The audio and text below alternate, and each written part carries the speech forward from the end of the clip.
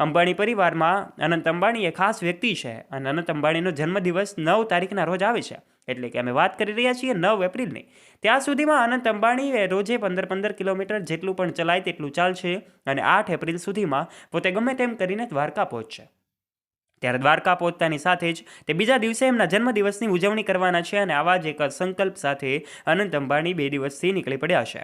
ત્યારે દોસ્તો, અનંત અંબાણી સાથે બીજા દિવસે એમના બા કોકિલાબા પણ ઉપસ્થિત રહ્યા હતા અને બીજા દિવસે અનેક લોકોની ટોળામાં તે ટોળાશાહીમાં તો લોકો એમની સાથે સેલ્ફી પાડતા જોવા મળી રહ્યા હતા. તો કેટલાક લોકો વચ્ચે માથાફૂટ પણ થયું હોય એવી વાતો પણ સોશિયલ મીડિયા પર ફેલાયેલી જોઈ શકાય છે. ત્યારે દોસ્તો, કોકિલાબા અંબાણી એમની સાથે ગયા છે, આ વાતોમાં ક્યારેય પણ સત્ય હોઈ શકે નહીં, કારણ કે કોકિલાબાની ઉંમર ખૂબ મોટી છે.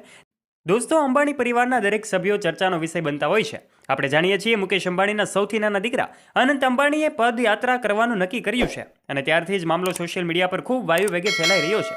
દોસ્તો, આપણે જાણીએ છીએ મુકેશ અંબાણીના દીકરા અનંત અંબાણી સેવા કાર્યમાં પણ હંમેશને માટે આગળ રહેતા હોય છે. ત્યારે દોસ્તો, એમણે દ્વારકા પગપાળા જવા માટેની યાત્રા શરૂ કરી દીધી છે.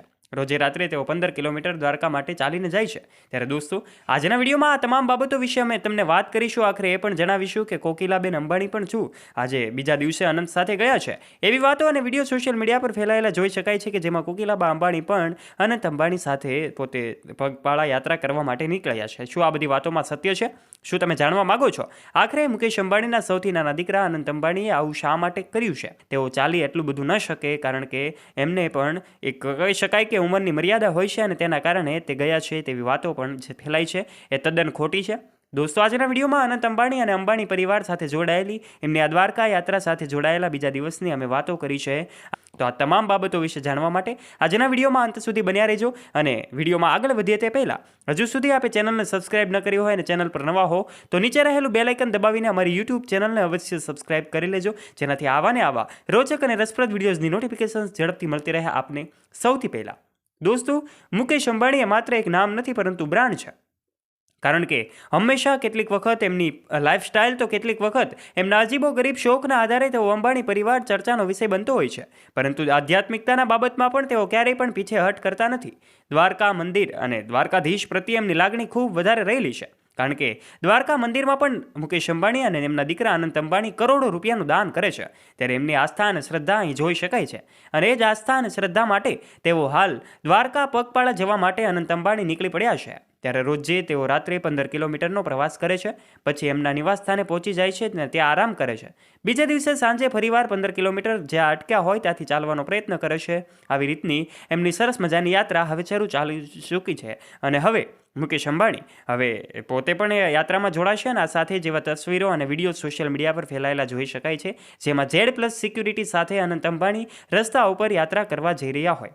એમની સાથે 50થી વધારે લોકોનું ટોળું પણ જોવા મળી રહ્યું છે. દરેક લોકો સાથે અનંત અંબાણી સેલ્ફી પણ પડાવી રહ્યા છે. ત્યારે આ એક અલગ જ પોતાનું એક સાદગીભર્યું જીવન જીવવાનું પસંદ કરતા અનંત અંબાણી હવે દ્વારકા પહોંચશે અને ત્યારબાદ જે કંઈ પણ અપડેટ હશે સોશિયલ મીડિયા પર આપને જોવા મળશે. ત્યારે અનંત અંબાણીની દ્વારકાધીશ પ્રત્યેની આ અનોખી શ્રદ્ધા જ્યારે ચર્ચાનો વિષય બની છે, ત્યારે સૌ લોકો નવાઈ પામી રહ્યા છે કે આખરે અનંત અંબાણીએ આવો સંકલ્પ શા માટે કર્યો. તો દોસ્તો, અમે તમને જણાવી દઈએ, આખરે અનંત અંબાણીએ આવો સંકલ્પ કરવા પાછળનું કારણ એટલું જ હતું કે આશા રાખીએ છીએ તમને આજનો અમારો વિડીયો ગમ્યો હશે. તમને શું લાગે છે, અનંત અંબાણી દ્વારકા પહોંચી શકશે? તમારો મત કોમેન્ટ બોક્સમાં કોમેન્ટ કરીને જરૂરથી જણાવજો. વિડીયો ગમ્યો હોય તો વિડીયોને લાઇક કરી દેજો, તમારા ફ્રેન્ડ્સ સાથે જરૂરથી શેર કરજો. કોમેન્ટ બોક્સમાં જય દ્વારકાધીશ લખવાનું ચૂકતા નહીં તથા આવા જ રોચક અને રસપ્રદ વિડીયોઝ નિહાળવા માટે અત્યારે જ નીચે રહેલું બેલ આઇકન દબાવીને અમારી યુટ્યુબ ચેનલને સબસ્ક્રાઇબ કરી લેવાની જવાબદારી પણ તમારી છે. ધન્યવાદ.